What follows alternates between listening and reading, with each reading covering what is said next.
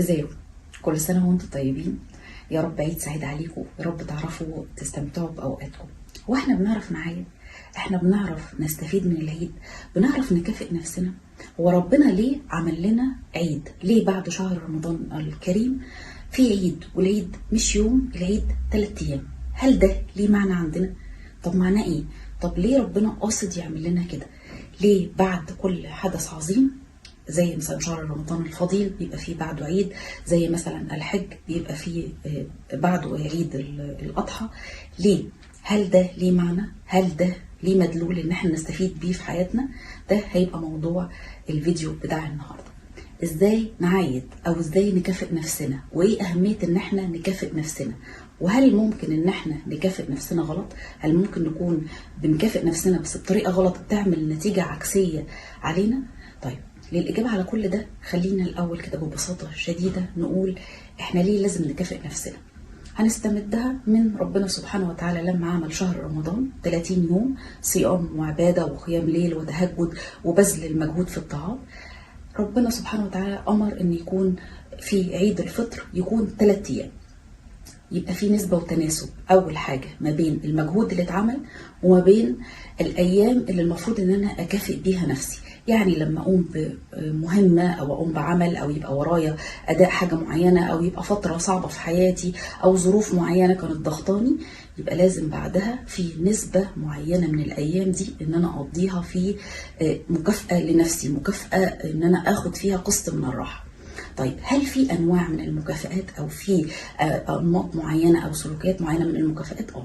المكافآت عباره عن نوعين. مكافآت عباره عن شعور انا بحسه، شعور داخلي انا بحسه بيسبب لي سعاده، بيسبب لي فرح. يعني ايه شعور داخلي؟ يعني مثلا انا نجحت في امتحان، نجحت في مشروع معين، كان عندي مشكله ما والحمد لله قدرت ان انا نجحت فيها واجتزتها، ظروف مرضيه، ظروف صعبه في الحياه وقدرت ان انا اعدي منها. ان انا اعدي منها ده في حد ذاته ده شعور جيد، شعور بيخلي عندي ثقة بنفسي، بيخلي عندي سعادة، بيخلي عندي امتنان، بيخلي عندي في شعور داخلي جميل. دي اول انواع المكافأة، ان انا احس بالشعور ده وامتن لنفسي واقدر المجهود اللي انا عملته وقدر الحاجات اللي انا بذلتها واكون عندي امتنان لذاتي والقدراتي وثقة بذاتي.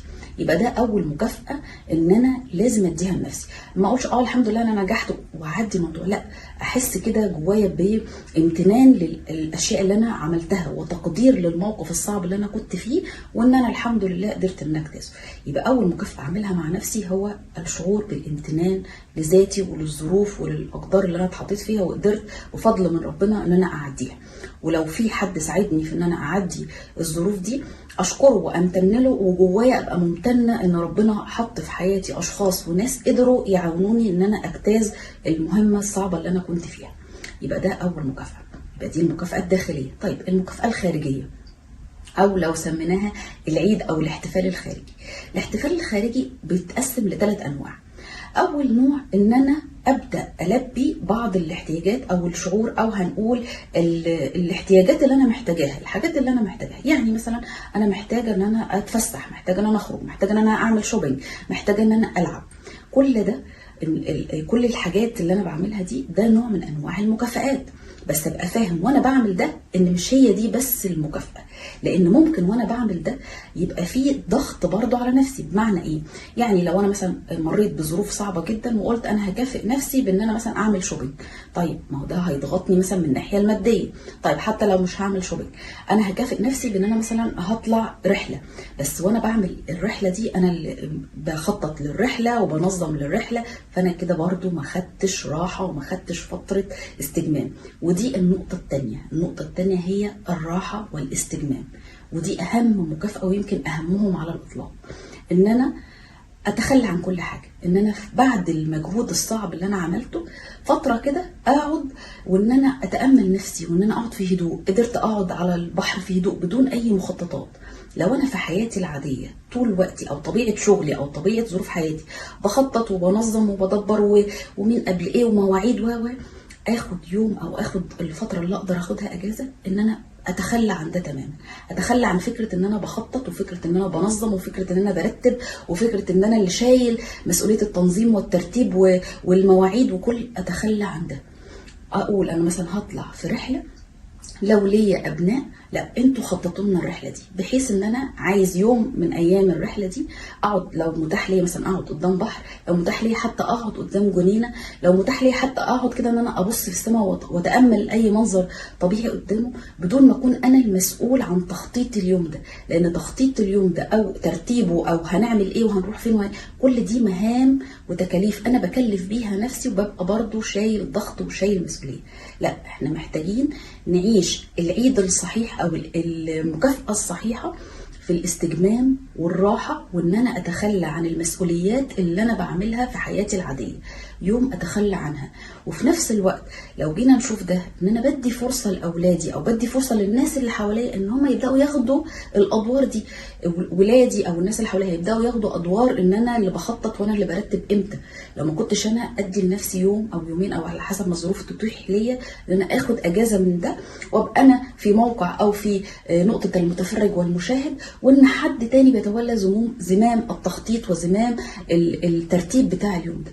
اولا انا احس براحه، وهدي فعلا لنفسي مكافاه ان انا تعبت واجتهدت وقعدت افكر في مواضيع ما، لا فجاه بقى ان انا اريح دماغي، اريح، مفيش مجهود، حتى مفيش مجهود بدني، كله في حاله ان انا في حاله ايه، ان انا مهدي كل حاجه، بتامل الطبيعه اللي حواليا، ما بفكرش، مفيش حاجه شايل تفكيرها او شايل مسؤوليتها، وحد غيري يشيل ده. ده هينمي عندهم حاجات كتيره، سواء دول اولادي او الناس اللي حواليا، يبداوا يكتشفوا في نفسهم مهارات جديده من خلال ده.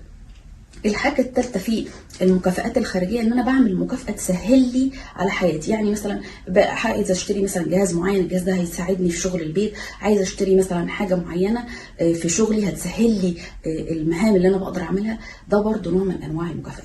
ولكن ارجع واقول تاني، اهم نوع واللي انا حابه كلنا نلتفت ليه، هل احنا بندي نفسنا مكافاه من النوع ده ولا لا؟ هي فكره الراحه والاستجمام، وان انا حقيقي ولو يوم واحد ما بقاش متحمل مسؤوليه اي حاجه، وادي فرصه للي حواليا، لاولادي، للناس اللي حواليا، ان هم يتولوا زمام المهمه، واعيش انا فكره او دور ان انا بحد اللي بيخطط وانا بحاول ان انا انفذ، بحيث ان انا ابقى كسرت فعلا. لو روتين حياتي كله عباره عن روتين تنفيذ وروتين مهام، يبقى انا فعلا خدت اجازه من الروتين اللي انا متعود عليه في حياتي.